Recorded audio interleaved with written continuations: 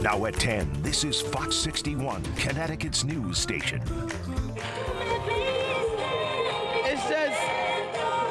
It's tragic. You know, it's a lot of loved ones, kids involved, little babies. And it's like a part of our heart just left. Nearly 48 hours after 4 family members, 2 of them children, were killed in a fire in Hartford, family, friends, and others in the community gathered to mourn the lives lost. Thanks for joining us for the Fox 61 News at 10. I'm Brent Harden. As you heard there, it's been an emotional few days as a community tries to piece together what led up to the deadly fire. A memorial continues to grow outside the home on Schultes Place near Wethersfield Avenue. Earlier this evening, people brought more balloons, candles, and flowers. The fire broke out just after 2:30 a.m. Monday. Family members tell us the 4 victims are 25-year-old Aisha, Aisha's 3-year-old son Josh, and Aisha's 2 sisters, Soria and 21-year-old Crystalie Hernandez. 5 others were hurt, including 2 other children and a firefighter. We spoke with a friend of the family who says they are all brokenhearted. We're holding on. We're trying to stay strong. A lot of tears, a lot of screams, a lot of anger, but, you know, like, why did she leave? Why did they leave? You know, not only one, it was 4, you know, and it's a lot of broken hearts right now. She says it means a lot that so many people have shown up to support the family. There is a community vigil set for tomorrow at 6 p.m. as well. And this deadly fire follows another deadly one in Cheshire last week. Fox 61's Tim Latow is live in Hartford with what fire officials are asking all of us to do to improve fire safety this time of year. Tim. Yeah, Brent, while the fire here on Schultes Place and the one last week in Cheshire are still under investigation, fire officials say that fires that turn deadly are far too common.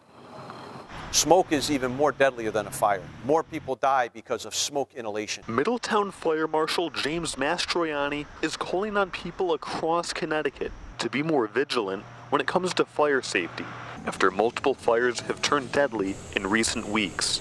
Fire prevention and mitigation starts with having a working smoke detector, something he says should be checked once a month. Always having multiple ways out. Have an escape plan. Have a meeting place outside your home. Escape routes are another element to fire safety that Mastroianni says are overlooked, and being disoriented in the middle of the night adds to the danger of not thoroughly knowing how to get out. When you wake up in the middle of the night, you could be startled because of a fire. You want to have and practice and plan an escape route. While fires in wintertime are more common, Mastroianni says cooking is what sparks most summertime fires, and unattended cooking is what leads to the greatest destruction and danger. Something you're cooking on the top of the stovetop can splatter grease onto products around, or a towel or a newspaper or other items on your kitchen counter. It could cause a fire. And the Hartford Fire Department's Special Services Unit is working with the American Red Cross to assist the 16 people who were displaced here. Live in Hartford, Tim Latow, Fox 61. All right, Tim, thank you. We've learned a deadly fire at a Milford homeless encampment may have been intentionally set, and the victim killed in the fire has been identified now. 57-year-old Joseph Kane's body was found Friday after flames charred a wooded area behind a Lowe's store on Old Gate Lane. Milford police confirm the case is now a criminal investigation. They've not made any arrests, and the cause of the fire has not yet been released. If you have any pertinent information, Milford police are asking you to give them a call. And right now, Hartford police are looking into a shooting on Wilson Street. Police say a man in his 30s walked into Hartford Hospital tonight with a gunshot wound. He is expected to be okay, but detectives are trying to piece together what happened. Call police if you know anything about that case. All right, time for the forecast now. We're tracking some rain for tomorrow. Bring an umbrella with you and consider a light jacket as well. It's going to feel like fall. Chief Meteorologist Rachel Frank is here with what to expect. Rach? Most of the state will end up picking up a much needed ½ an inch to an inch of rain, which we are excited to see. The question, though, is there is a chance for a narrow band of 1 to 2 inches. Wherever that sets up, there is a low risk for some poor drainage flooding. So the National Weather Service Service has highlighted a big area, just saying that there is an isolated chance for that. Now, luckily, because it has been so dry lately, rivers and streams really should be able to accept all of this rain. Again, like I said, we need it so badly. But again, we're going to be watching just in case we get that narrow banding of some locally heavy rain. And most of this will move in the afternoon and evening. So we're going to start off the day primarily dry. Maybe there's a light shower or sprinkle in the morning, but mostly around our afternoon, 1, 2 o'clock. Notice our rain chances really start to go up after that. And it's chilly tomorrow. You thought it felt a little cool out there today. We're looking at high temperatures that are only in the 60s. And once that rain starts, temperatures are going to almost instantly start to cool back down again. So bring an umbrella along with you. It's one of those rare days here this summer that we are getting a cool rain. We'll talk about how long this lasts. Your full forecast is coming up, Brent. All right, Rachel, thank you. Well, as Hurricane Erin churns up the East Coast, boaters along the Connecticut shoreline are battening down the hatches. The rough surf could damage vessels big or small if they're not secured. Fox 61's Raven Blue is in Groton with more on the preparations.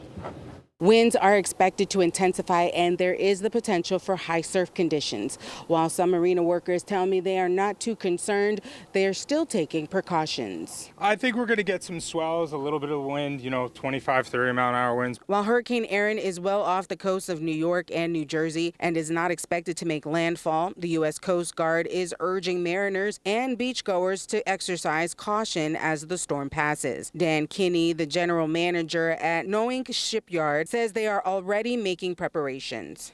Anything that might blow away or that isn't fixed, gets taken down, gets put inside. A couple of our boats that are out on the outer edge of our A dock on the southeast side, we pull them out of the water or we bring them into the well just to make sure they're protected. The storm is expected to generate hazardous conditions along parts of the East Coast, like high surf conditions, waves of up to 15 feet, and a high risk of rip currents. I think the open ocean beaches are going to have a problem. The riptides and waves, and people might underestimate the danger. Beachgoers like Janice Mink say they are making sure to be extra mindful of the conditions. I will be careful at the beach. If I swim here at Dubois Beach, I'll be a little safer. But we have swum here before with very big waves after a storm, and it was a lot of fun, but we had to be a little careful. If you come down, you prepare your boat, you'll be completely fine. The effects of Hurricane Erin are expected to impact the Connecticut shoreline through Friday. In Groton, Raven Blue, Fox 61. And we're still waiting to hear back from authorities on the condition of a minor after a serious crash in Tallinn this afternoon. Take a look at that scene on Goose Lane near Anderson Road. The crash happened around 2. Police say a dirt bike driven by someone under the age of 18 and a car collided. A helicopter rushed the minor to Connecticut Children's with very serious injuries. The driver of the car was not hurt. We're working to learn the victim's age and condition tonight. A convicted felon is back behind bars after being accused of a dangerous pursuit in Berlin and then later trying to flood his holding cell. Police say Andrew Bailey and another person were trying to break into cars at a dealership when officers arrived. Officers say they rammed a cruiser, drove away recklessly, and then crashed into a utility pole. Bailey, who was the passenger in the car, was caught and arrested after running into the woods. The driver got away. Bailey, who was already on the deadly weapons registry, now faces several new charges. New tonight, an advocacy group says the number of kids who are incarcerated grew for the second year in a row and that there are large racial disparities. Fox 61's Kay Pattyfoot has more on how it impacts Connecticut. Staff members at CTVIP, or Violence Intervention Prevention Program, tell me they aren't shocked that there's a racial disparity involving youth incarceration. They say a lot of factors play into this, including education and lack of positive role models. Data from the nonprofit The Sentencing Project shows in 2023, a black child in Connecticut was 17.2 times more likely to be incarcerated than a white child, and a Latino child was 4.6 times more likely to be incarcerated than a white child. Tyrone Whitaker, a lead integration specialist with CTVIP, works with people as they are released from prison. He says this statistic is not surprising. It is a big disparity. But I think the disadvantages is education, not proper education. Some kids are graduating with diplomas that don't don't really have an education, don't know what to do with it. So that's the prison, the pipeline. He and the staff at CTVIP work with at-risk youth in New Haven. Program manager Olivia Langley says they notice a number of things that can lead to someone being at risk. Negative peer group, at-risk family or negative family, and then just their individual, how they carry themselves in the community. A lot of times it's generational as well, so we may have seen their father or their mother or their father might be incarcerated, so just providing those services just overall to the family in a holistic approach really helps us be productive and positive in our outreach. Executive Director Leonard Jihad believes resources need to be put into education while a child is still young. We know that it works. If you invest early for K through 3, now you don't have kids who are feel that they're left behind. They're not misdiagnosed. They're not medicated. And once you get further and further beyond, behind, you just feel less and less, part of the system. Whitaker says more needs to be done to address mental health in the Black community. A lot of people end up in prison due to traumas and untreated traumas that's never really dealt with in a growing up sense. Whitaker tells me the community has to do a better job of looking out for the youth so they do well in school and stay out of jail. In New Haven, Kate Pattyfoot, Fox 61.